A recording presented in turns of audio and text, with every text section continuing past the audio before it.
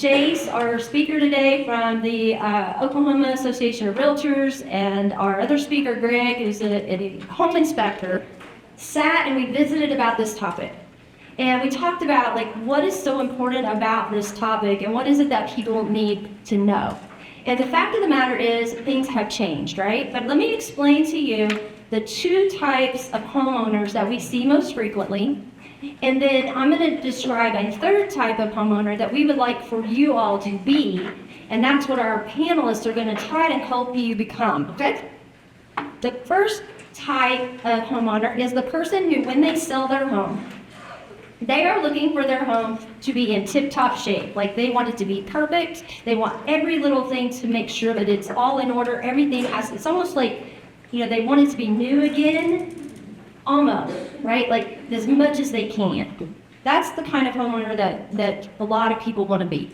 Then the second kind of homeowner that people want to be when they sell their home is the kind that go, you know what? Take it like it is. And you get what you get. And you guys have heard the word as is, right? It's hyphenated, as is. It's not two words, it's one word. And people say, you know what? I'm not doing anything to this house. I don't care. You can just take it like it is. How many of you would consider yourself, right now, before I describe the third one, how many of you would describe yourselves in camp number 1, the perfectionists? Raise your hand. Okay, a few people, right? Yeah, see? Okay, how many of you then would say you're in camp number 2? Okay, now, some of you are holding out, and you're saying, well, wait a minute, I want to hear about the third one. The third one is the person who says, you know what, I have a really great home, and it's not perfect, but it's really great, and it may need a few things. And I'm willing to do some things to make sure that it's appealing to the new owner, the buyer of the house, within reason, because it's a great house. And it's not an as-is house, but it's not a what? Perfect house. How many of you would say that's you? Oh, fantastic. Okay, so we only have a few people to convert today. That's excellent. Okay, good deal. So guys, are you ready to come up and see if we can convert some of these people from 1 and 2 to number 3? Let's give a hand to Chris Buckelew, my wonderful husband. And we've got, my goodness, I tell you what, I am so grateful to have Greg here. Greg Cruz is the owner of PI Property Inspections. Do you pronounce that PI or PI? PI. And he has a story behind that. You can ask him about it later if you want to. It's a really interesting story. PI is a math term, right? Yeah, Greg has an engineering background. And when I first saw that, I thought, okay, I don't really want to know what that is. But we all know what pi is, right, in math. You can go back to high school math class, right? Okay, so that's the pi he's talking about. Not pi with an E on the end. That's a different pi. Like You like that too? Yeah, what kind's your favorite? So I didn't bring any today, but I do make an amazing Kentucky Derby pie. You never had that? Bourbon, nuts, chocolate. Okay.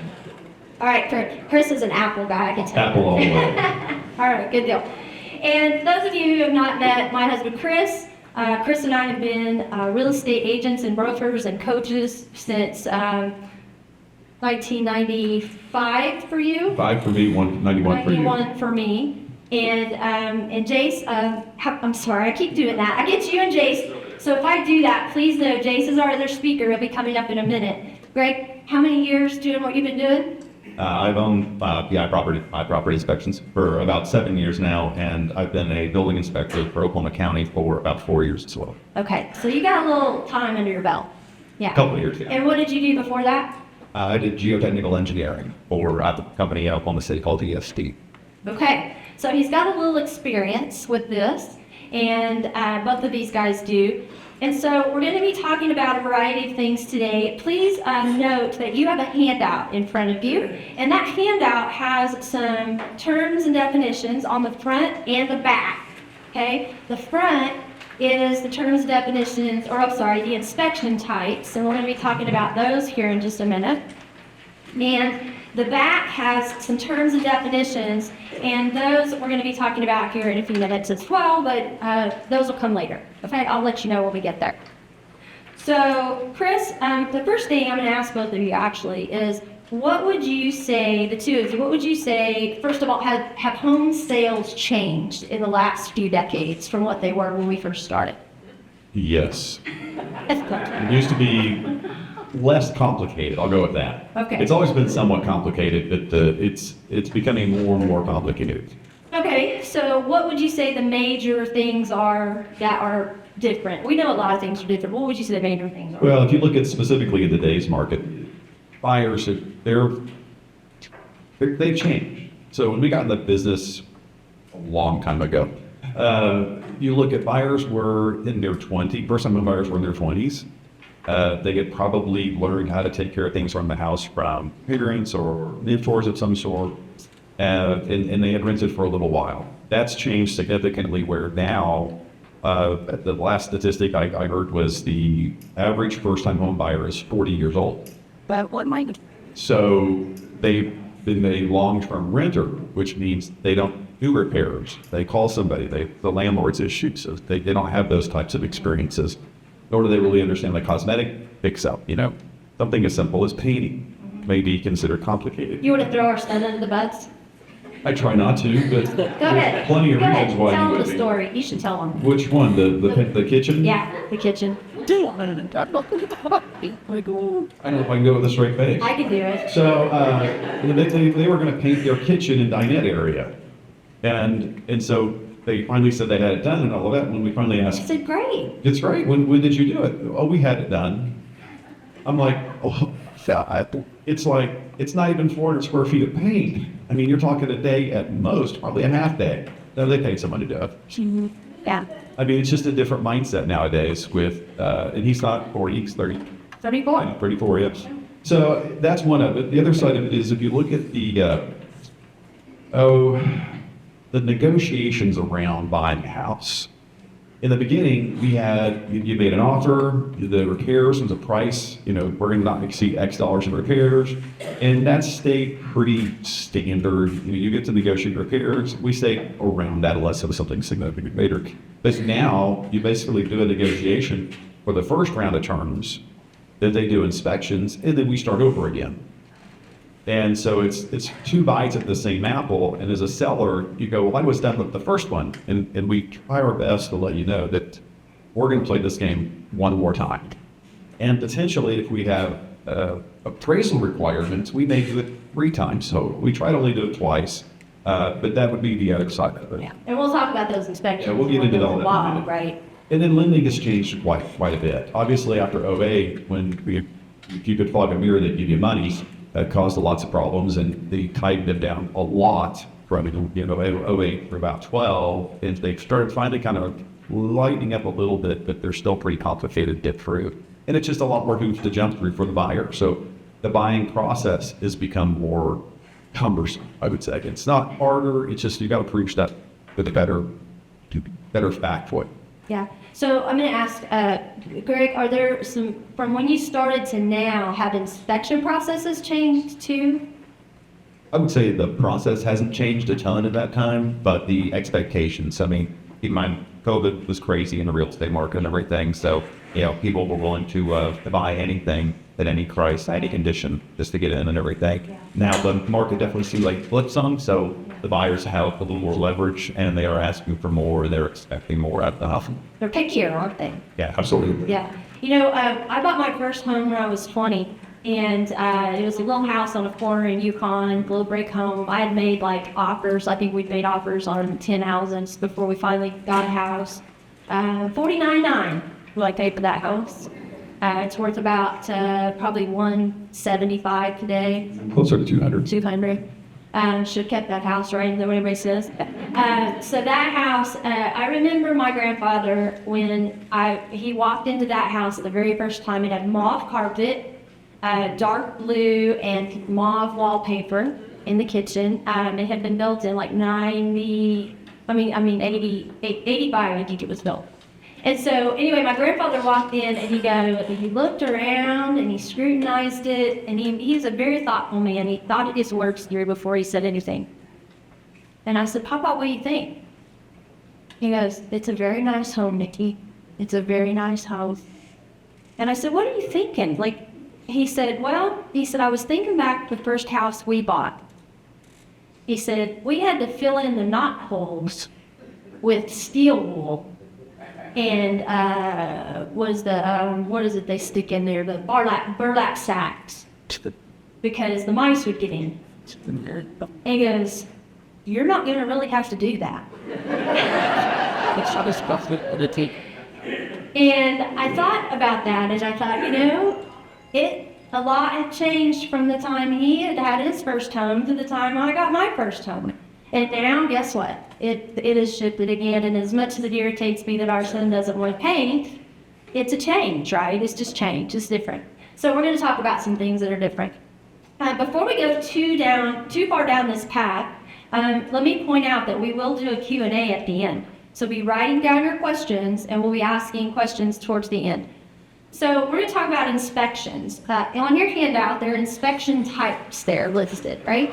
And so they're there on the screen, but they're also in your handout. And I'm going to have Greg kind of walk us through what these different types of inspections are, so that everybody understands what we're talking about as we talk about the various things going forward. Go ahead, Greg. Tell us what a home inspection, property inspection is. Sure, yeah. So a home inspection or property inspection, that's kind of what I specialize in. That's going to be usually for the purchase or sale of the home. So sometimes when you're wanting to list your home, you want to know what's going on inside the home, or if you're listing it for, a family or loved one or something like that. That's having a third-party person come in and then go through, figure out what's working, what's not working, what is safe, what is unsafe, and then put together a report for that. Obviously on the buyer side, same thing. Somebody looking to purchase a home, hire a home inspector. They come in, they run through all different systems within the home, from exterior, roof, structure, everything in between. That's all the appliances, all that stuff. And then make a list essentially of what needs to be fixed or anything like that. The appraisal inspection is going to just be the appraiser coming in, and they're trying to put a value on the home, but they're also looking for anything that's going to put them in some kind of a liable issue or anything. So they may come up with a handful of things that says, all right, there's lead paint that's flaking off this wall, something like that, and that needs to be fixed, or they're going to advise the lender to lend on that. The pest inspection is typically going to be a termite inspection. When people say pest inspection, there's a special form, it's called ODAP form, that a termite contractor has to fill out. And that's basically saying that there are or there are not termites in the home. They also are going to be looking mostly for mice and different critters inside the house. A structural inspection going to be kind of a specialized thing, whether it's the structural engineer or like a foundation contractor who's going to come in and say, this house is moved, it's shifted, it's got damage, that needs to be fixed up. The insurance inspection is going to, a lot of times going to be after the purchase of a home. Insurance company's going to come by and make sure the house is what it's said to be, that, they're going to look at the condition of the roof, things like that. And before they write their policy, they want to know exactly what they're putting their money behind. And a code inspection is going to be done typically by a municipality. So that's the city or county or something like that. So whenever a home is being built, when you were saying that it's up to code or anything like that, that's those code inspectors are going to come in. They're going to check to make sure that everything is built to whatever the adopted code is in that area. So if you're Oklahoma City, that would be Oklahoma City has their own inspectors. They're going to come out and do that. Or if you did major renovations, or if you rewired the home or anything like that, that's permitted work. Again, our code inspection will be done.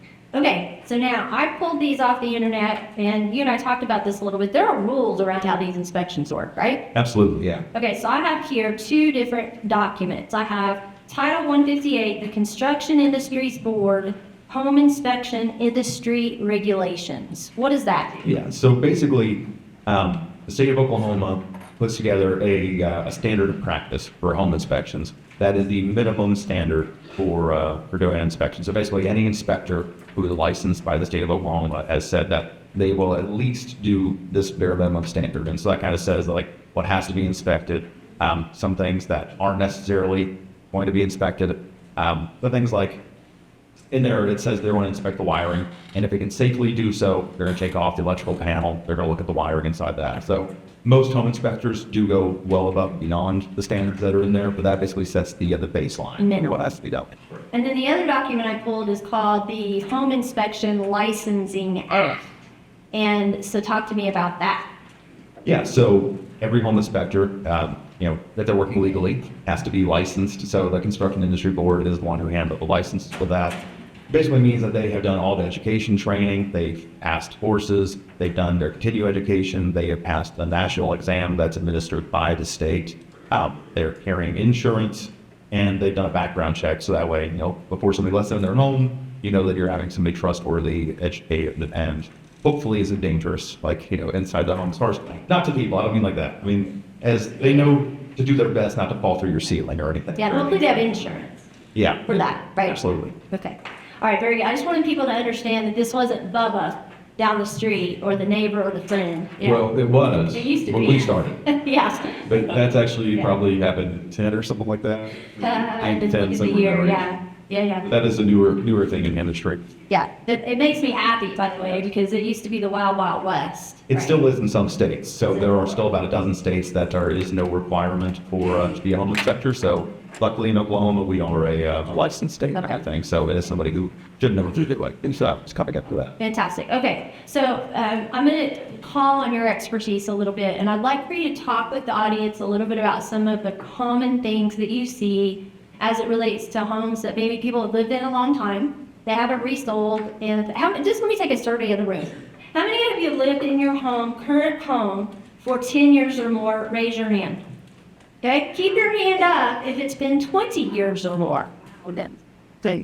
Fantastic. How many of you 30 years or more? Okay. 40 years or more. Yeah, and 50 years or more. Oh, no, Jerry, how long? 49 years. How long?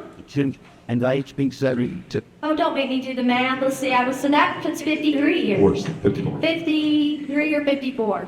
54 years. Jerry, they beat you by a few years. I'm gonna be next month. I know you are. Right before 50 years. Can we give them a hand for 10 years? So I'm gonna I have to do this. I can't help it. I was born in 1971. And that's the only reason I could do that math, and I still did it wrong. What does that tell you? All right? That's why I keep him around. Okay? So let me just say something about that real quick. So those of you who've lived in your home for 40 or 50 years or 30 years, right? A lot has changed, yes? Right? And many of you raised your families in these homes.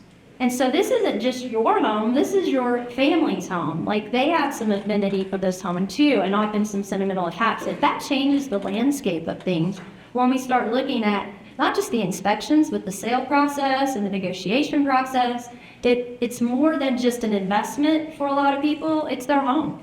And so we take that very seriously. So as we talk today, keep in mind, we're really talking about technical stuff. Great, and there's a whole nother seminar that Becky will be doing on the emotional side of stuff, because that makes a difference too. Okay, so ready? All right, I have some pictures here, so you're gonna walk us All through. right, so- What are we looking at? Sure. So basically, if you've been in your home for 10, 20, 30, 40 years, you know the little things that are working that aren't working. There's that one burner on the stove that hasn't worked in 10 years and it's fine. You got 3 more that work fine. So you're well aware of that, and you can tell the buyer about things like that. Basically, the stuff that comes up whenever I'm doing an inspection on a home like that are more of the unknown unknowns. So something in your house that's been working fine for the entire time you've been in there, but during that time, that same product in other people's houses has had issues, and now it's a product with a known history. So what's on the screen right now is really common in this area. It's an electrical panel made by a company called Federal Pacific. It's their stab block model. Those were super common in homes that were built in the 70s and 80s in Oklahoma. They have subsequently, the company's gone out of business. They were subject to class action lawsuits. Essentially, their breakers had a higher than normal failure rate. So breakers should trip in your electrical panel with like 99.7% of the time that the conditions are there for it. So if a wire gets above 140 degrees, or if there is excessive current going through that wire, that breaker should trip almost every single time. Their breakers, on further testing, had about a 20% failure rate. So about 80% of the time they worked, 20% of the time they didn't. So keep in mind, the wire's getting really hot, and that breaker doesn't trip. Eventually, it's just going to catch fire. So a lot of houses burn down because of those.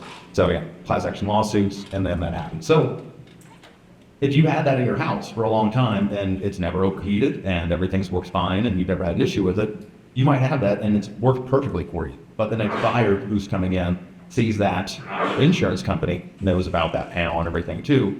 And now there's the discussion about, do you continue using that or do you need to upgrade it at that point? So again, that's something that if you've been working in your house fine, the entire time, and I doubt you're going on, consumer reports or something like that every day to see what has been recalled or anything. You might have this panel in your home and it's worked great for you and it's never had an issue, but that could be something that comes up whenever you go to sell your house. So on the inspection report, you would write that on the inspection report. Correct, yeah. So this is a really common one that would be on there, basically saying that, like, consult an electrician, see what they think on it, because there's a bunch of little things too. They're wired a bunch of different ways. There's different sub-models within the model. So there's more technical stuff that can go into it and everything. That's where it's a good idea to have an electrician at least, weighing on their opinion as well. Perfect. Okay, so once we get through these, I may ask you guys to weigh in a little bit and ask Chris to weigh in on how do you handle that when it comes up on the report. So just kind of hold that thought, okay?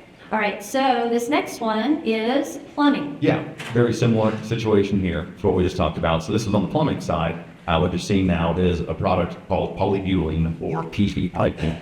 That was really common from the 1980s into the early 1990s. The two companies that made that went out of business after that product was no longer permitted in the construction starting in 1996.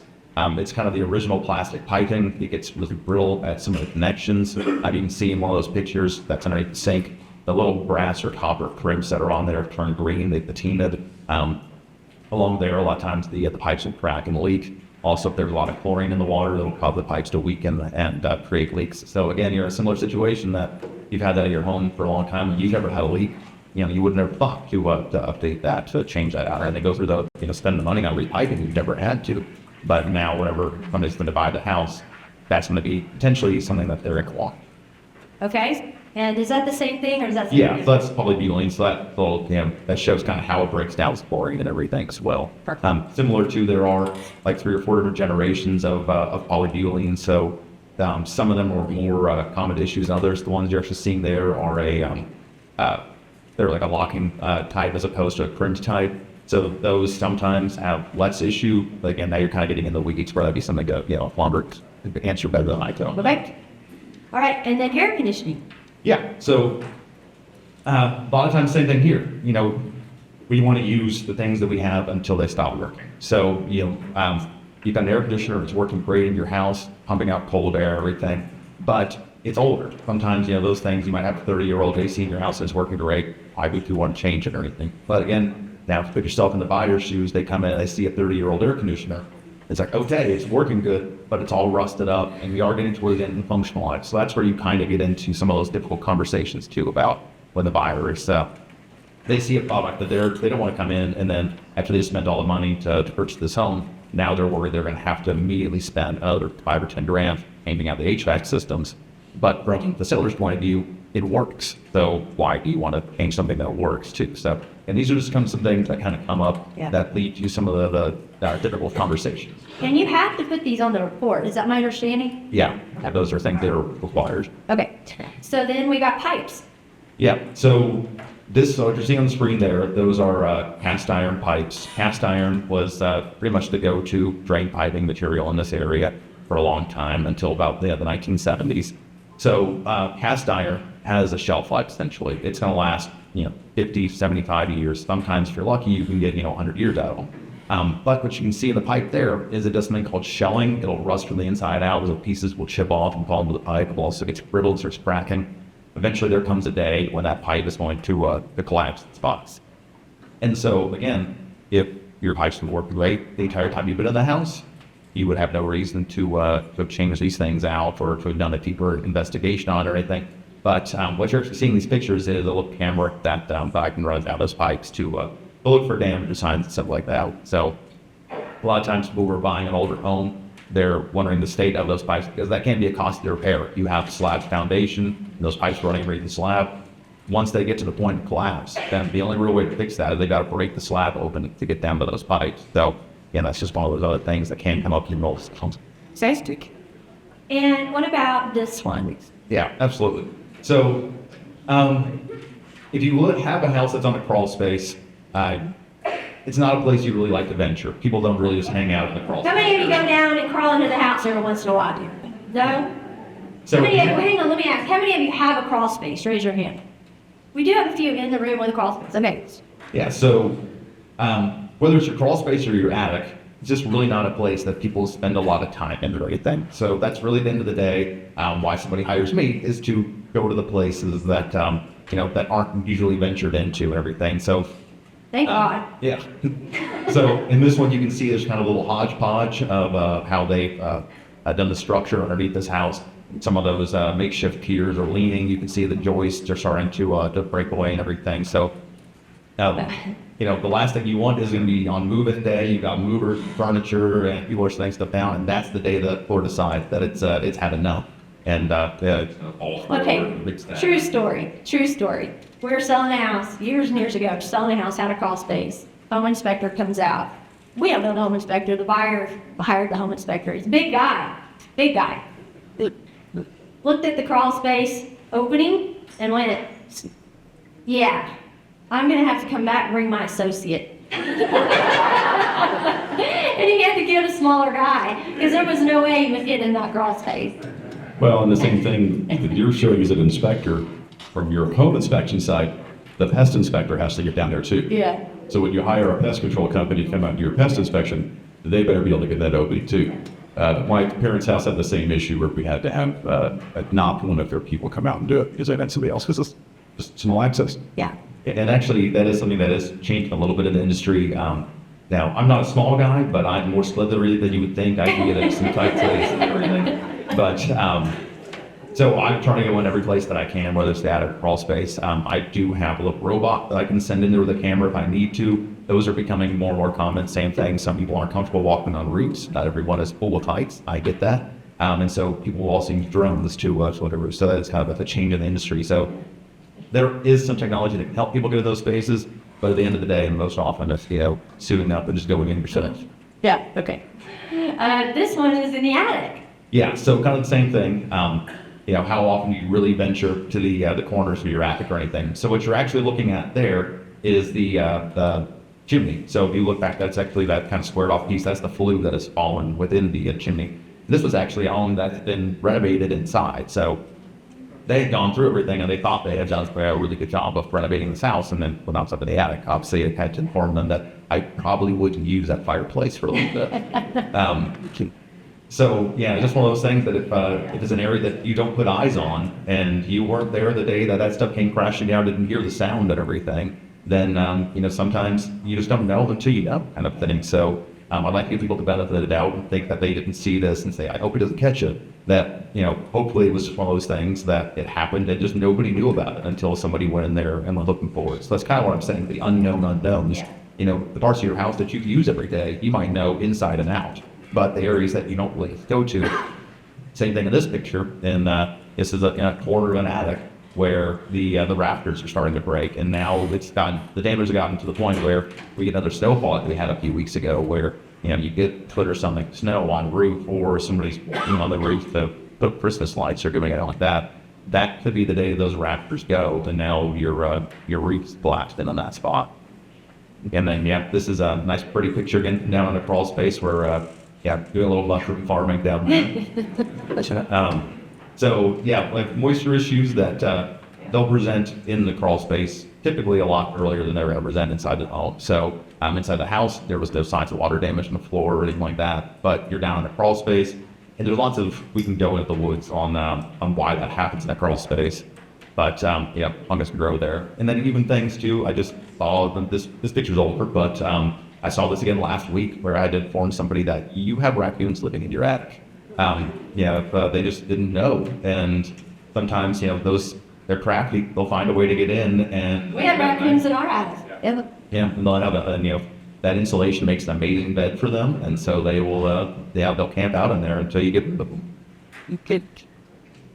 So, this is talking about the cracks in the exterior. There are different types of cracks, especially a lot of them that you're brick veneer. You're going to be able to see cracks in those pretty easily, and that's going to be a telltale sign sometimes for foundation issues. So what you're seeing there is called stair-step crack. It's a diagonal crack that goes down the brick. That's going to, around windows and doors specifically, that's going to be an indicator there has been some kind of foundation movement. So if you see cracks in the brick that are going down like that, it can be minor, it can be bigger, but usually the diagonal cracks end up being a structural thing. Vertical ones like this one, especially when they're narrow like that, is typically going to be more about thermal expansion. So bricks get warm, they expand, they get cooled, they crack, and that expansion and contraction can cause cracks to form like that. So those are really kind of more cosmetic. Now, same thing though, if you have a vertical crack and now it's widened out, it's a quarter of an inch wide, where you have something called deflection. That's where the brick is shifted back or forth along the crack. That can also be a sign of some foundation issues. So, not a bad idea to take a look around your house if you haven't, and you see little cracks like that, whether they're, whether they're diagonal or vertical, real thin cracks or anything. It's a good idea just to seal them up with some mortar or something like that. You don't want water getting into those places. In the winter time, it'll freeze and expand, cause further damage. But if you do see wide cracks, if you see big stair-step cracks or anything like that, that might be an indication that, like, hey, we probably get a foundation come out here. This foundation issues are one of those things that you tackle them early on. Not a big deal. Piers aren't the cheapest thing, but having steel piers put underneath the foundation isn't a huge cost. There's just one or two of them. But now if you let it go, and now the entire side of your house is starting to shift, any framing damage, windows start getting cracked or next like that, it can get a lot more expensive. So the joy of having expansive clay soil in Oklahoma like we do, we do have foundation issues on most homes out here given enough time. It's a reality. It's just reality. Yeah. Okay, here are the last ones. These are fun. Ready? Yeah. So I do get to hang out with some fun critters every now and then. Not to freak anybody out before they're going to get their Christmas decorations down or anything, but I see a surprising number of snakes in attics. So, not a terrible thing to have an attic pet that takes care of all the mice and everything, I guess, but they startle me every single time that I'm in there with one. I would think so, yes. And then this one, what is going on there? Yeah, so get some fun finds every now and then. This was a gold Michael Kors watch that I found in a septic tank. Found later on that the sellers were going through a divorce, and it was a spiteful kind of but was able to return that to them. I don't know if they wore it or not after, but got that. The things you find, right? The things you find. Okay, so let's talk briefly then about what happens when these things come up on the report, because this is where I think people get tripped up, Chris. So Greg goes out, he's got a buyer that's hired him to inspect the house. Let's say you have the house listed, or Becky's team has the house listed, and you get presented with this report. And now you've got to talk to the owner. Let's say Tom's the owner here, and Tom's the owner. I know Tom's Tom, choose somebody else. No, we're going to use Tom. Okay. And so Tom's the owner, and you've got to help him understand what it is that's important about that report and what it is that you're going to do to help him maximize his side of the equation with what the buyers need or want. So how do you manage that? So generally what we'll do is I'll actually say, give me the report when you give me what we call a TRR, treatment, repairs, replacements request from the buyer. And the reason is because it doesn't really matter what I think is important or what the seller thinks important. It's just what the buyer thinks is important. So they're going to give us a list of what they think is important. Now, more often than not, what they think is important is everything. Plus some cosmetic stuff that is not relevant to the initial contract that we started with. It's a cosmetic issue. So then it's a matter of going back to and saying, okay, so at that point I usually would ask the other agents to tell me, if we're looking at this whole thing, give me the top one or two things that's just got to have, so I can make sure I know we're negotiating the right direction toward you. At that point, I'll come back to the seller and go, okay, Tommy, this is what I have. This is what they're asking for. And then I'll probably show you the bigger items or the bigger ticket things, so more concerning safety, health, mechanical of the house first. Like the things he showed, really, right? Some of the things he showed. Okay. I'm not going to agree on all of those things, because as a home inspector and a real estate professional, they don't always agree on what's important. And he's telling the client, these are things to note. He's not saying they're bad or not working. Our contract mainly addresses health, safety, and function. So I'm going to go back and I'm going to address those items first and say, so Tommy, here's what we have. Here's what they're asking for. We're going to go ahead and do estimates. We're going to find somebody who can do the repairs. We've got inspectors. We've got repair people who can make those repairs. So let me start getting those estimates if that's okay with you. We have a time frame that we have to do that in. So we do that. We get those solid numbers back, and then we sit down and go, okay, here's the numbers we have. What are you willing to do? This is what they really, really want. This is what they're asking for. and what are you willing to do? Now it's a matter of compromise. So now you're renegotiating. Oh, absolutely. Because you had already Well, agreed to a price and you'd already agreed to the terms, but now they're saying, Yeah. now I want these things. Well, what if, let me give you a scenario. What if that inspection has things like structural issues? And it really is a structural issue. And Tommy says, well, it's going to cost, I'm just going to throw a number out there. This isn't relevant to anything. Let's say it's $15,000 for that repair. And Tommy says, well, I wasn't counting on a $15,000 repair at this price. What do you do? See, at that point, everything becomes negotiable. So when we get to the point where we're negotiating and property inspections, we can turn around and negotiate price, terms, that maybe they've asked us to pay $5,000 across the cost we've already agreed to. And we go, okay, we'll make those repairs, but we're not paying your costs. So we basically go, we've had the initial contract, we've negotiated all those things, and now we go back and go, we're starting clean. Everything's on the table at this point. So it's a matter of how Mr. Buyer and Mrs. Seller, or either way it goes, we can come to an agreement upon make this work. This is where Um, realtors earn their keep, by the So, way. just so and you know. brought up structural, and I'm going to kick back on structural. Okay. Because I'm going to look on the selling side, this is where I get to have a little fun, if you say it's fun, is I get to look back at Greg over here. So, Greg, are you an engineer? Are you a structural engineer? I'm not. Okay, so the fact that you wrote down notes about that's perfect, but the buyer needs to go get an engineer's report. I want an engineer's report because that's the person who's going to really tell me if I have a structural issue or And not. who pays for that, Chris? All inspections are paid for by the buyer, generally speaking. So at that point, I would kick it back and say, you're asking for an inspection to be done, for the inspection for the structural. I'm going to say you need to do your inspection so that we can have a licensed person who can make a qualified call on that structural. Would the same thing be true for that air conditioner issue and that electrical issue? Not necessarily. Can, depending on the scenario, but most of the time on those things, not as much. Okay. But on So- structural, it's definitely one of those things that we do generally kick back and say, I want a structural engineer's report. So we could role play this whole thing out, but it would take a while. We could be here all day talking about all this. So, but you guys get the idea, right? So you've already thought to yourself, you told your neighbors, your friends, your hairstylist, and your kids, I sold my house. And you've told the place you're moving, I'm moving, I'll be here on this day. And then 10 days later or so, you get a report from an inspector that says, here are the things I want. And now all bets are off. Okay? So the reason we bring this up is because buyers can be, what's the word? Unreasonable? I was going to say picky. Okay. Let's start with picky. Okay, unreasonably picky. And buyers can also be accepting. They could, you don't know. You just Well, don't but know. understand, as we talked earlier, market condition makes a difference. It does.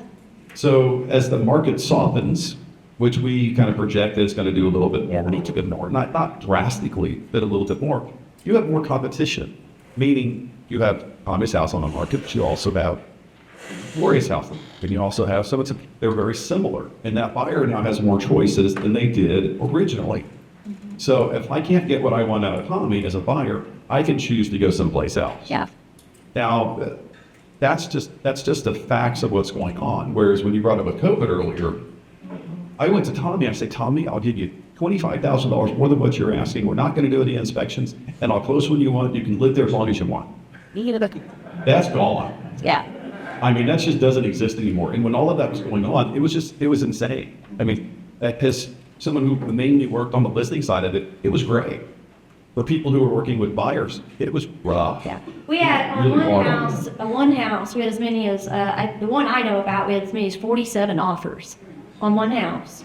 And they were all for more than list price. And so the first criteria that you looked for was, do any of them want inspections? Because if they want Not inspections, quite. they go in a different pile. When I have that many offers, I go, so here's my cash offers. Right. Is I take lending out of the contingency. Yeah. And then out of those things, I look at that and go, as is, they're not going to do inspections. I take another contingency out of it. Yeah. That just doesn't exist currently. Okay, so I'm going to show some pictures, and then we're going to talk about what you have to disclose and what you don't have to disclose as it relates to what you know about, and that's when I'm going to bring Jace up. But before we do that, I want to describe to you, when Chris and I talk about as is, or Greg mentions people want to sell as is, what does that really mean? What I have on the screen right now is a document that real estate agents use to negotiate repairs. And I just wanted you to see that, people can say, here's the repairs I want, and then there is a process of documents where you go back and forth to negotiate those repairs. It's all done in writing. It should be all done in writing if you're doing it with a professional. Okay, but here is, let me get to these pictures real quick. Okay, when you hear the word as is, here's what I want you to know. What you think is as is and what we think is as is might be different. What do you think that is? Right. As is. Yeah, come in.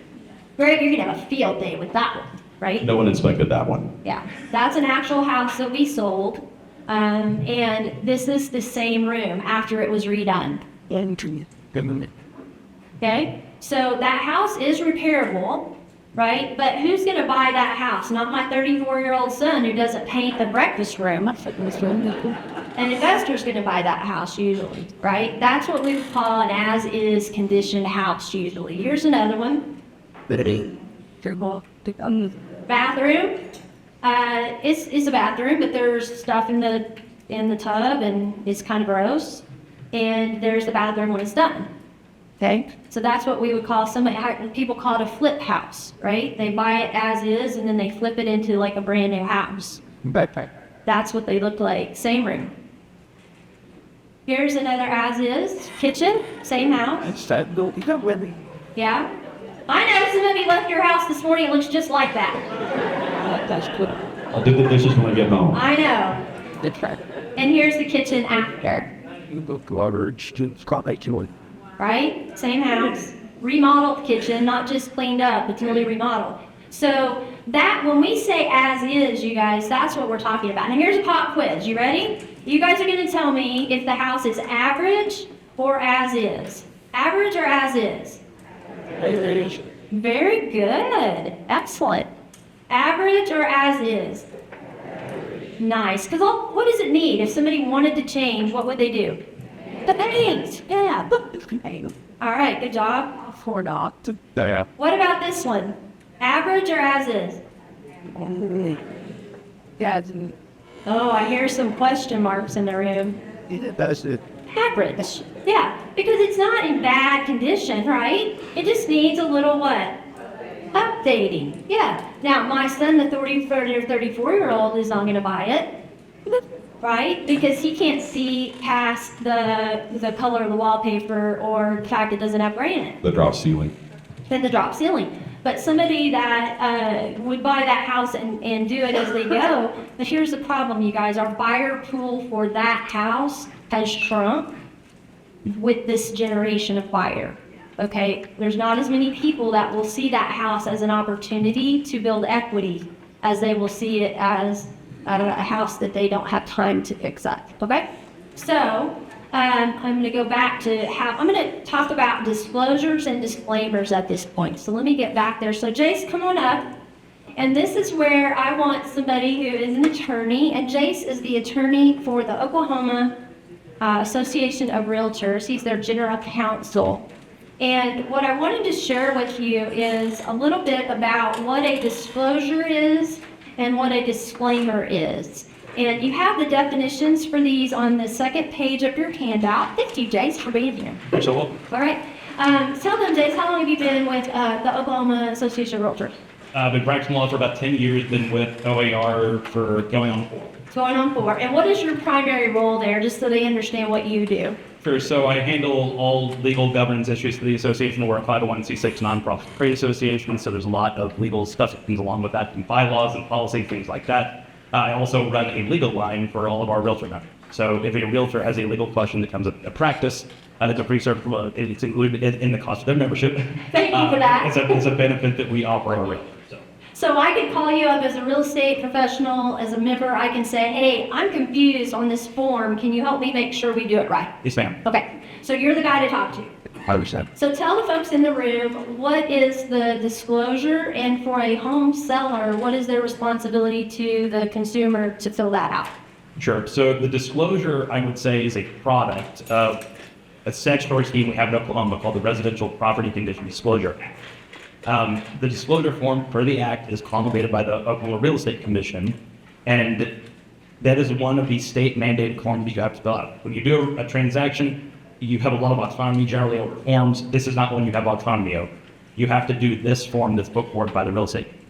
And so in that form, what's the purpose of it? You're going to disclose defects in the property. Well, what is a defect? Well, it says this on the form. It also says this in the scheme, the statutory scheme, that a defect is something that materially affects the value of the property, or which impacts the health or safety of future occupants of that property. And so again, when you get an offer, prior to accepting that offer, and ideally before you even get the offer, you're providing this form which is going to disclose all those defects. And it's something that everyone in this room needs to be aware of, because this is an area where you can expose yourselves to real legal risk. If you try to hide something. Yeah, if you're trying to hide something, or if the buyer thinks you're trying to hide something, even if you're not, if they have that thought go through their mind, this is an instance in which home sellers can get themselves into trouble. So do your due diligence and really work through all the parts of that form. Okay, so what's the disclaimer form? What's the purpose of that? Yeah, so the disclaimer form, well, let me back up on that. By default, if you're selling residential real estate in Oklahoma, and if you've ever lived in that property, or if you know anything going on with that property from a defect standpoint, you have to do the disclosure. On the contrary, well, on the other side of that issue, I should say, is if you've never lived in that ever, and if you're also not aware of any defects with that home, then the law will relieve you of the obligation to do that disclosure, and you can do what's called a disclaimer, which is fundamentally a very short document that does not take a ton of time to go through, in which you're saying, listen, I'm not making any representations or warranties around the condition of this property. I'm disclaiming that. It's very much a buyer beware situation, such that the buyer's going to be wholly reliant on their own investigation and inspection of the property. Okay, so I have a hypothetical, and I know you can't give legal advice. I cannot. If I'm a realtor and I'm calling you and I say, okay, I have a concern. Mrs. Smith is selling her home. She's lived in it 45 years. Her husband is the one that handled all the repairs, and they don't have any records. They were all damaged in a flood. And she doesn't know the answers to a lot of these questions. What do we do? Yeah, so what the law requires of you is to rely on more actual knowledge, okay? That's the standard under the law. So if you really do not know, then you can't be charged with knowledge that you don't have, okay? So in the end, if you don't know whether a particular repair was done, then you're free to say, I don't know. Or you don't have knowledge of any particular piece. My encouragement to her in that situation is to go room by room through the house and think, do I remember there being a repair done to this aspect of the house or this part of X within the home? If you remember, if you take some time to think about it, you end up remembering, then put it on the form and disclose. If you don't have any memory of that, then again, you're not charged with knowledge you don't have, and you're free to say, I don't. Okay, all right. Because that is a challenge a lot of times, especially when couples, like Chris has done stuff on our house that I'm like, I don't know, right? But I've got to fill out the form. Yes, ma'am. Thankfully, there's an unknown. There is, thankfully. On some of those. Okay. Is there anything that this room needs to know that I haven't asked you? When it comes to repairs, I think that when we talk about common questions that we get, Sure. Is, hey, to what extent do I actually have to disclose repairs? You might think of something, severe, like, hey, we had an electrical issue and we're fixing this, very clearly related to health and safety, versus you have a cabinet, the screw has come out of the hinge, and then you're stuffing it with toothpicks, right? Yeah. Where is the line on having to disclose the repair?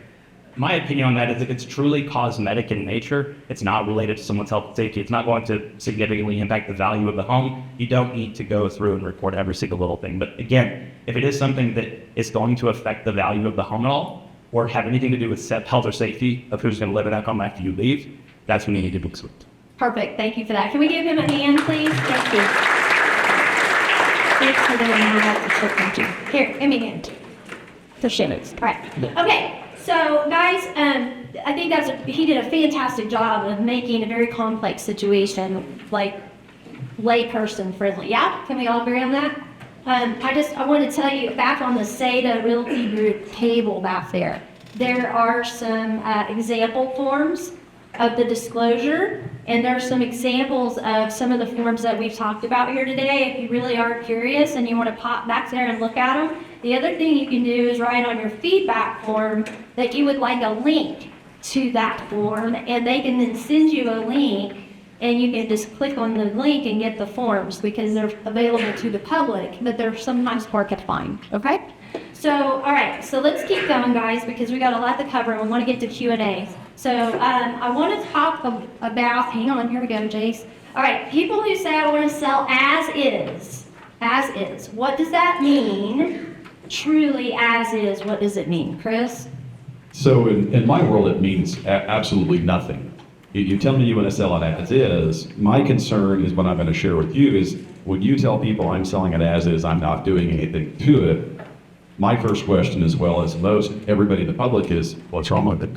But I understand. Because if you don't want to do anything, what's so bad with it? You don't want to deal with it. So that stigma alone was going to hurt your value just by saying I'm not going to do anything. Number two is in the state is that unless they say they're not going to do inspections, they're going to do inspections. So is it really truly as is if they're doing inspections? Now they can put in their things, we're going to do inspections and not ask for any repairs.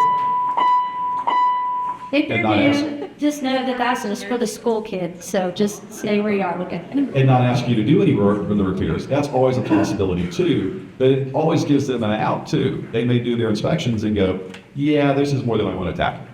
And they own the contract at that point. So as is really means nothing, and publicizing it as my opinion, is detrimental. Okay.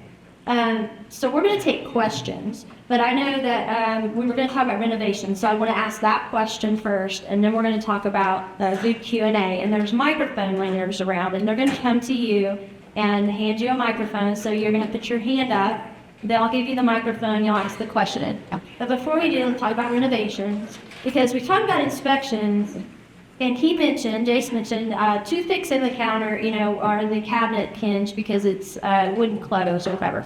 What is cosmetic and what, Jason, Greg has kind of explained what's an inspection, but what's cosmetic and that buyers ask for sometimes that are clearly cosmetic that show up on those reports, Chris? Okay, so paint's usually the first one. I want to room paint it.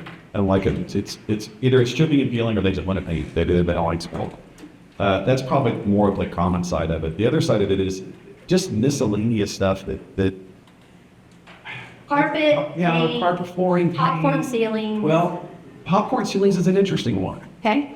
because most popcorn ceilings that are out there that are houses built before 1970 have a component that's called asbestos.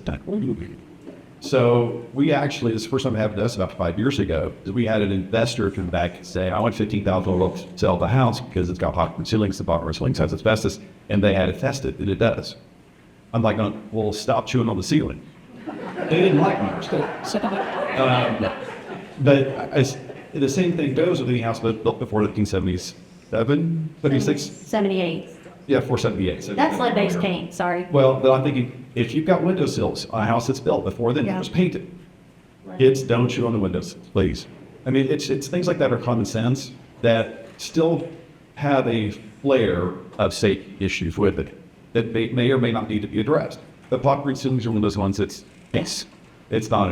more of a cosmetic than a safety help. Okay, so Becky wanted to make sure that we covered this, and I'm going to ask the question. And every realtor, by the way, is going to handle this a little differently. So whatever realtor you hire is going to have an opinion about this. And so hire a good realtor is all I can say to you.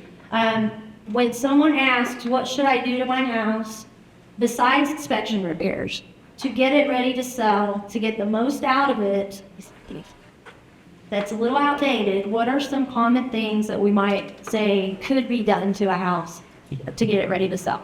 Are you getting ready to sell it now, or are you getting ready to sell it in 5 years? That's a great question. This year. This year? So the first thing we would want to look at, just across the board, is I want to look at what your house looks like as it sits today, and look at the comparables for your neighborhood. Because that's truly what we're looking at is if everything in your neighborhood's been totally redone, and that's all the comparables are out there, you may have to say, hey, I got to do some work in my house to make it look more like the traditional things that have already been done out there. On the other hand, if there's plenty of homes that look just like yours, as far as just aesthetically, then we have great comps to compare to and go, here's where the value of your house is. And we can look at, say, well, here's houses that have been fixed up. This is what they got for being fixed up. And we start looking at the difference in price point and go, is it worth to spend the money to go from A to B, time, energy, effort, and the actual cost of it to make that change? And this becomes a decision point for you. So in general, I'm going to say most of the time it doesn't make sense to make extensive renovations on a home. You want to clean, you want to, if the paint's peeling and all of that, or you have a very unique color choice, that may need to change just to make it a little bit more sellable. But I would not look at anything that's extensive in the beginning, at least not that big of a conversation. True story, and then we'll take questions. True story. Recently, talked to a homeowner. He's selling a home for a family member who passed away. The family member had painted the rooms, two of the spare bedrooms, dark blue and dark green, I believe. Really, really dark. And for them, it was fine, and it went with their decor, and it was okay. But when it goes time to sell the house, those really are not traditional sellable colors, okay? So talking to the seller, we said to him, you probably don't need to really do anything to the house. You're pricing it right. Don't go to the trouble, because it had some other things, I talked to him a few days later, and he said, I decided to paint those rooms, decided that they were not going to be a good color. He said, so I went ahead and I painted them, and I went, oh, fantastic. And I didn't want to ask, but I said, what color did you paint them? Baby blue. Why?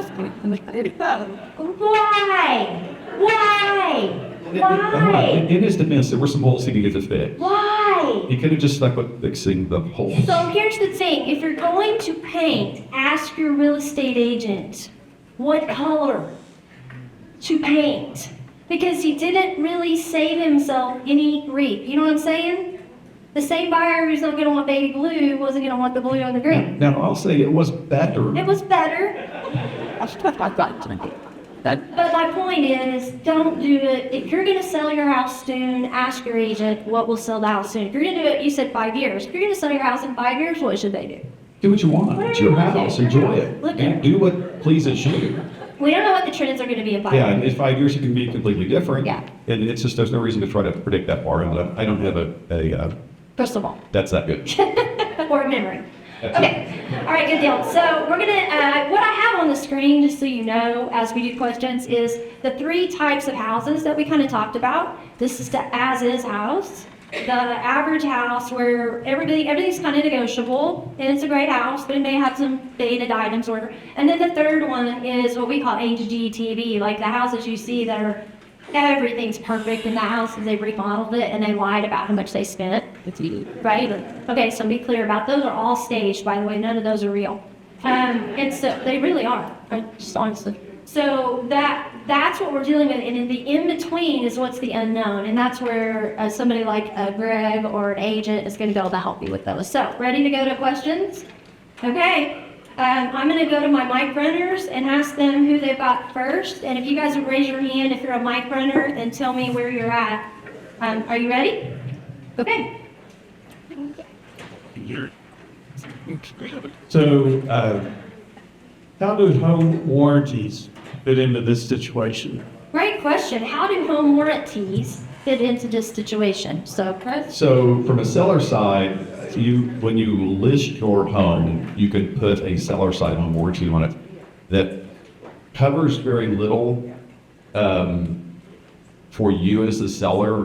There could be some strange circumstances that it may actually cover something significant, but for the most part, they're going to say it's previous issue. They're not going to cover it. But for the buyer, it can be helpful for the buyer for things that break later. Now, it's not going to cover the electrical panel that's a Federal Pacific, that's a recall issue and things like that. It's only going to cover what actually is broken and needs repair or replace. Now, we used to, just so you know, this is something that's changed. Every house we sold, and we'd sell 120 houses a year, and every seller, we would encourage them to put a home warranty on their house for the new buyer. Because that meant that if in that first year of homeownership something broke, the dishwasher went out or something like that, they call the 1-800 number and have it fixed instead of calling us or the homeowner that sold it to them. But that has changed a lot. and it's not doesn't cover as much, and especially the ones that they sell on TV through the 1-800 number. If you're going to buy one, don't buy one of those. Well, and the cost is significantly higher than it used to be. Now, we bought our condo 10 years ago. I bought it on warranty for it because we had a HVAC system that was working just fine. An HVA system. It's a big mirror that was working just fine, that was 32 years old when I heat pumped it. It kind of pushed the life expectancy a little bit. Yeah. So I renewed it a couple of years before it finally went out. And so it's one of those things you kind of know is going to happen. So if you think you have things that are on their last leg, it might be a good CYA for you to have the home warranty on it potentially. But again, ask your agent, because I'm going to tell you the home warranty is only as good as the home warranty rep that is going to go help you make a claim if a claim has to be made. Okay, good question. Who else? Who's got my mics? Yes, ma'am. Shirley. Oh, I'm sorry if I forgot. I have a question, and this is probably more for the inspector. On the average life of what happens with the plumbing, particularly if you have a slab house, about the life of the plumbing, and if you're responsible for replacing it, or how you inspect the house. Yeah, so talking about every material kind of has a different lifespan. So luckily, a lot of materials that have been used in plumbing can last, I don't want to say forever, but for a really, really long time. So like copper supply lines, those can last a really, really long time. Now, the example we were looking at earlier was cast iron and the waste lines. There are some different things that can be done if it's still in good shape. If it hasn't started to get structural damage, if it's not collapsed or falling apart, they can do something called cure-in-place piping. It's kind of almost like a epoxy balloon that fills up inside of the pipe to recoat it and everything. So there are some options you can do before it gets to the point where you have to break the slab open and replace it. There's some pipes that can do like a broad pipe within a pipe. So there are some options out there. They are really specific kind of to each house, just the way the pipes are laid out and everything. So that would definitely be something to have a plumber come out, take a look at it and everything too. I need perspective, like the real long.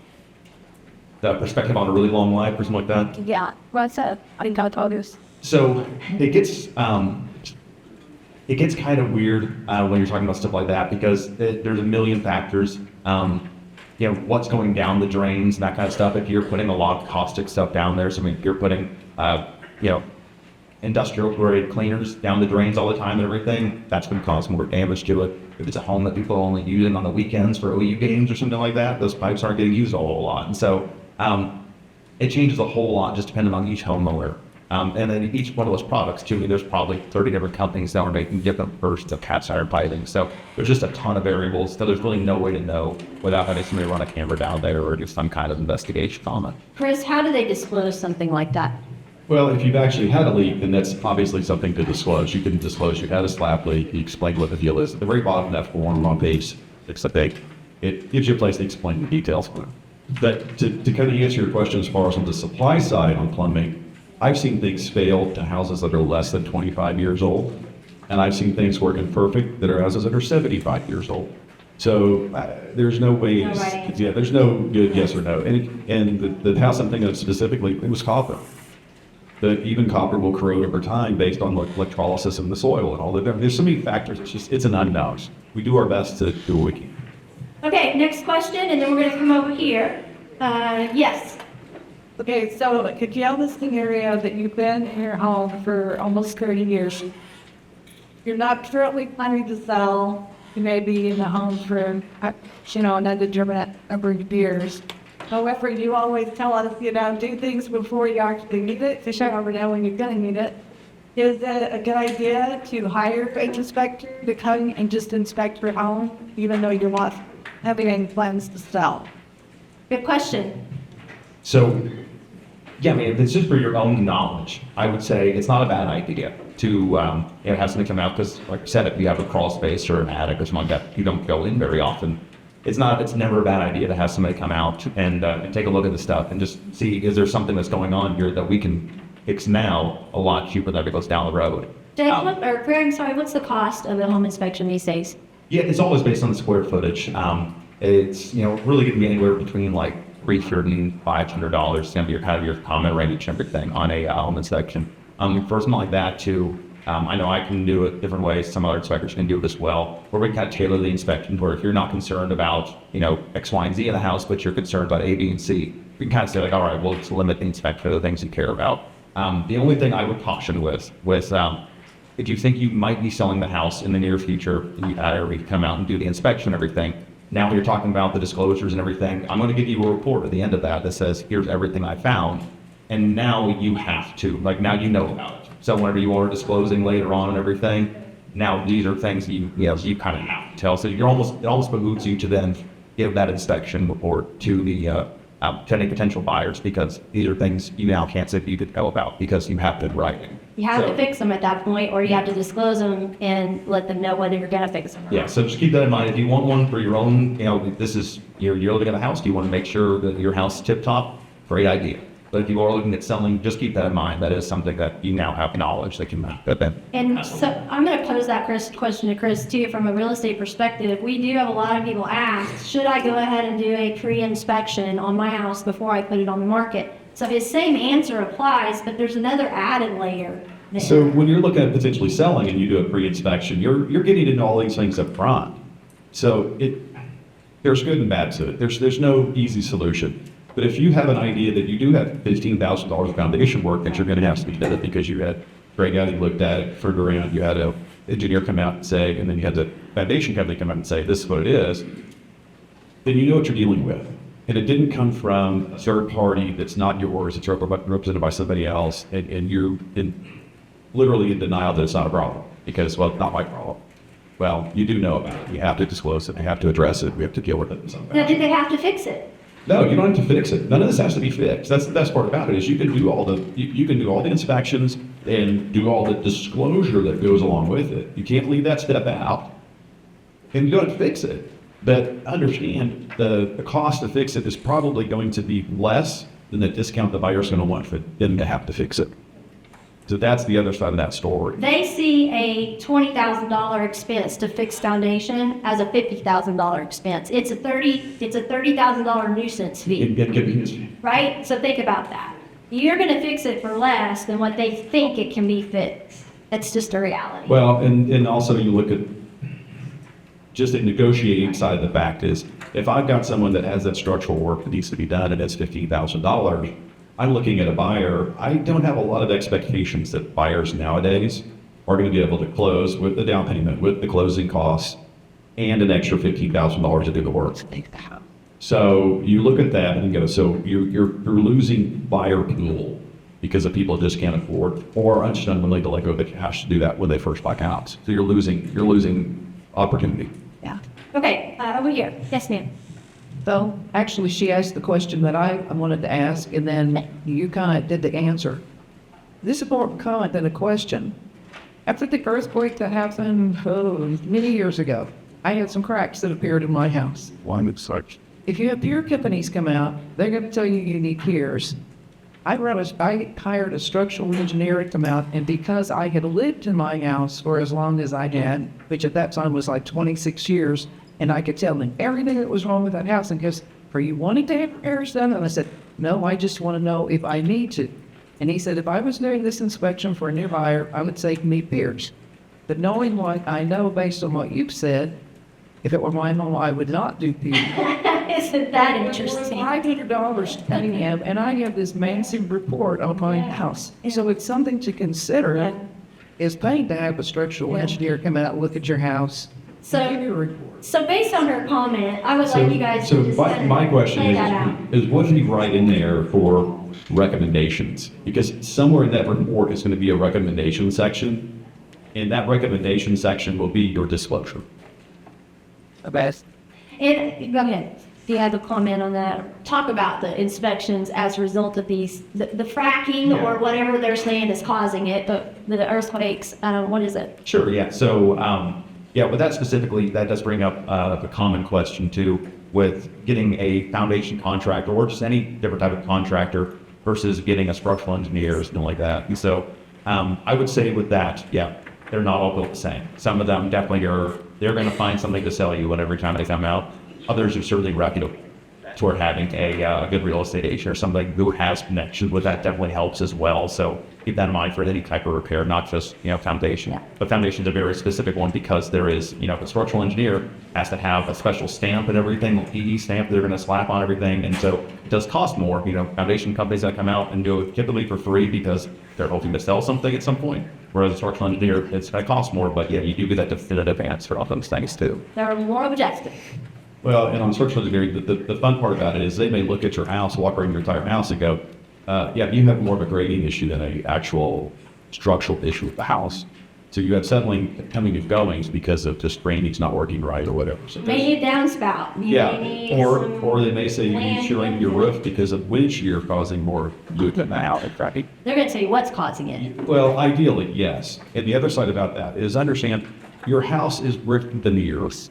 The outside of the brick is for, your brick has very, Cosmetic. very little structural value to the house. It's cosmetic, but it does lead to let you know what's going on behind there. So keep all in mind that there's so many factors there that a true professional makes all the difference. Good. Next question.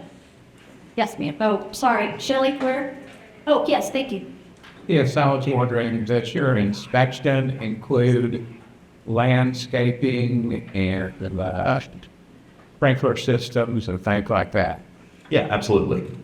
So the sprinkler systems is part of the inspection, given that it's not, so cold outside that I'm going to flood your line and then it's going to freeze that night. Now it bursts your irrigation system or anything. So normal circumstances, yes, the inspection does include the sprinklers. The grading is actually really important, kind of like what because it's talking about too, that's going to affect structural stuff as well. So that's a real quick thing. By code, grading should slope downward for at least the first 10 feet away from the house. You don't want water sitting up against the structure. We have expansive clay soil in Oklahoma. It gets wet, it expands, it gets dry, it contracts, and that accordion effect is what causes a lot of foundation issues. So by having proper grading where everything slopes away from the house, gets water away from the structure, that's going to make a big step as far as preventing foundation issues and everything. So that's certainly something I'm looking for during the home inspection. Having gutters and downspouts to get that water away, that's going to make an enormous change as far as preventing foundation issues and everything as well. So all that stuff. The inspection is really everything from the fence in on the property. So, then different, if you got a shop out there that has power like that, that's something that the buyer's typically going to want inspected as well. So yes, answer your question. Yeah, it's everything from the yard is with the inspection. Okay. Okay. Can you tell me, is there any difference on any of this for condominium that you purchased? Oh, great question. Condos. Chris? I'm going to let you answer only because we live in one and he's on the board. That doesn't make me an expert, but okay. No, you're right. It's talking about There's insurance. really and no everything. difference specifically around inspections or sales.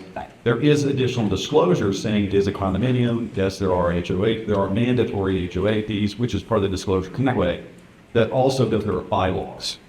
And there's a disclosure that you have to have the buyer sign saying they have 5 days to inspect the bylaws. That's really the main difference on the contract side of it. So on the inspection side. Yeah, so for me, the inspection doesn't really change a whole lot on that. I'm still going to inspect the exterior. If I can get on the roof and everything, I'm going to inspect that. Everything else.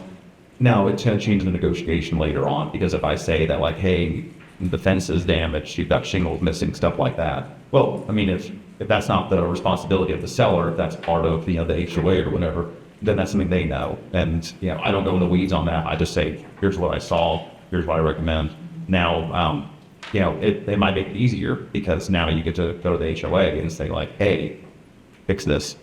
Same thing too, if I see a leak on a gas meter. Well, if it's on the city side of the gas meter, that's the utilities company. That's their job to fix that. But I'm still going to say like, hey, you've got gas coming out of this and it should. So, but yeah, it should make the process easier at least. I think the most important thing is that if you live in a condo, that you know what the condo is responsible for and what you're responsible for. And I know from our experience, a lot of people are confused about that.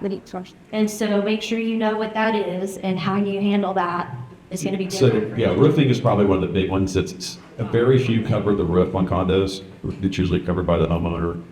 Exterior could be or could not be covered by the HOA. So these are all things. Foundation. Foundation. I mean, there are lots of fun stuff that Yeah.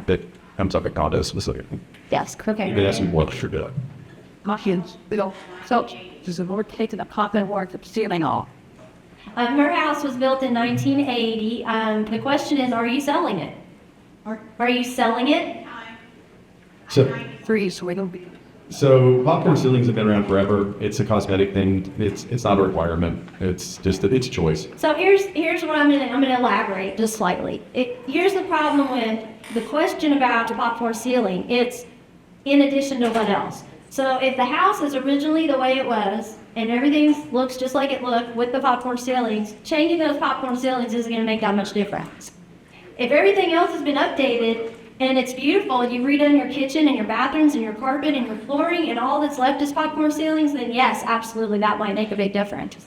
Does that help? Yeah.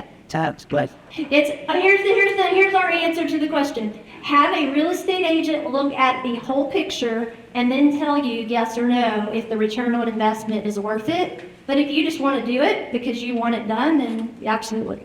Yeah, it's up to me cost, but then Oh, I don't know. Yeah, there's no way to know. You have to get an estimate because that changes. it's hard to do it, but I just want to do out.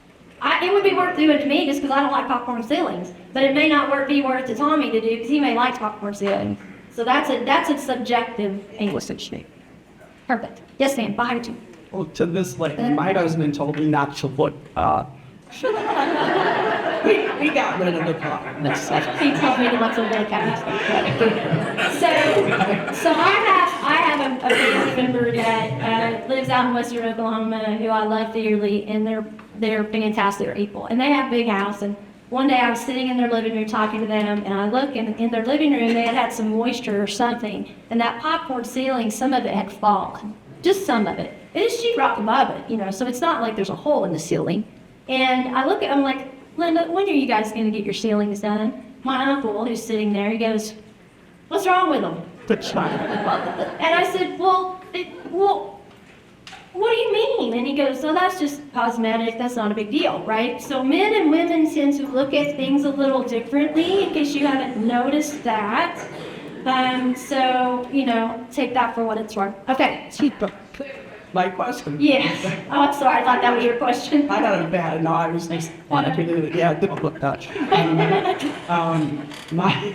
My issue was with peer companies. I had that. But what I consider about it here is, number one, I heard they're not regulated. Is that true? Are they regulated peer companies? I don't have a good answer to that. Not to my knowledge. Yeah, that's what I heard. And my tile, I don't remember exactly how many years ago I got those. 17, 18, and Yeah. But as you can tell, bad experience with me. But I've already got the side of the house that got most of the peers outside. I've already got cracked tile in the bathroom. I had this a few years after that. And the same thing in the bedroom, we had diddly aisled them out the house. We have handful. So what was I'm sorry, I missed the question. It's already cracking on my floor. After the hearing. After the Gosh, okay, so, let's talk about So that. not all peer companies would say. That's the best thing I could say. And get a lot of good recommendations first. And generally the cheapest is not the best.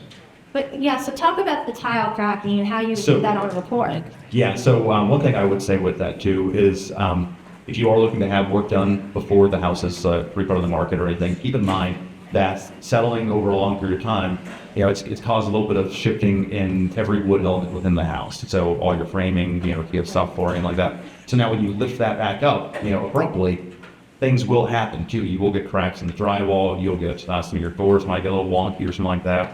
Some of the floors, the tiles get cracked, things like that. So do keep that in mind. You might fix one problem, one significant one, but you could create a dozen other small ones. So hopefully, if you have a good foundation company, they will make you aware of that. That's why not everything needs to be fixed too. So every house settles over time.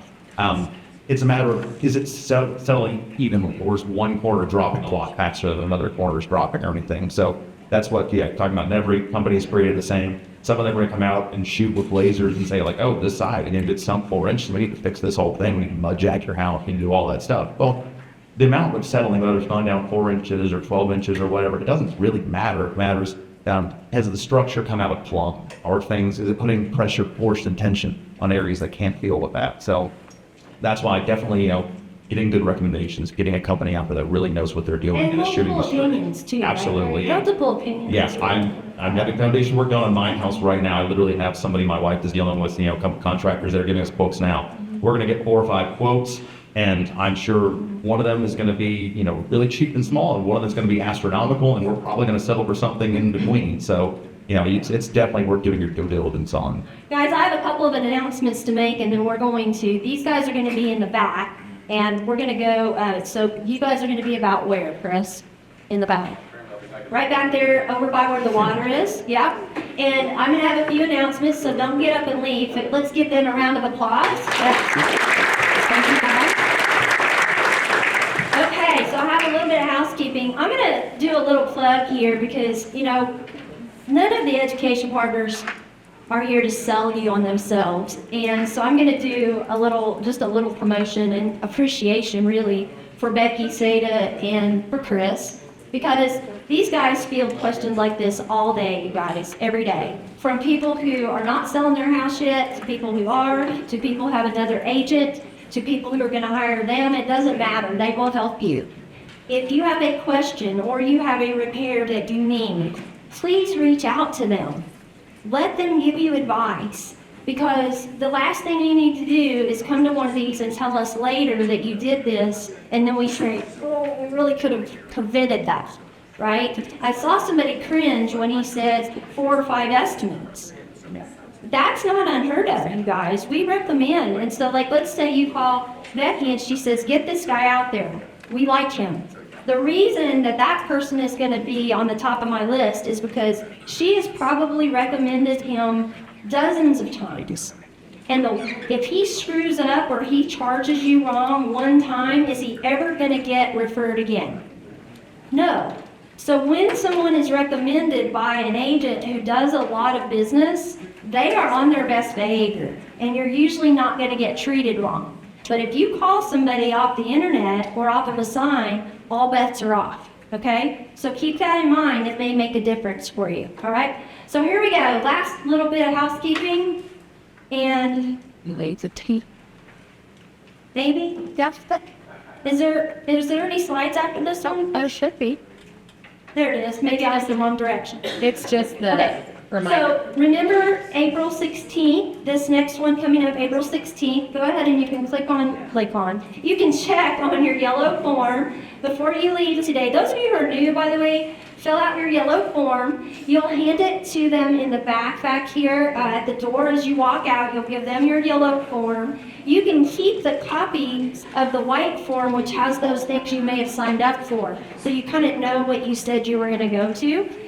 Be sure to sign up for that one. And then is there one more, Amy, that I'm missing? It's your That's the paper. forms that I'm talking about. That's it. Is that everything? Yep. Did you guys learn something today? All right, before you leave, go by and say hi to all the education partners. They have things there at their table for you to pick up, and I will see you guys next time.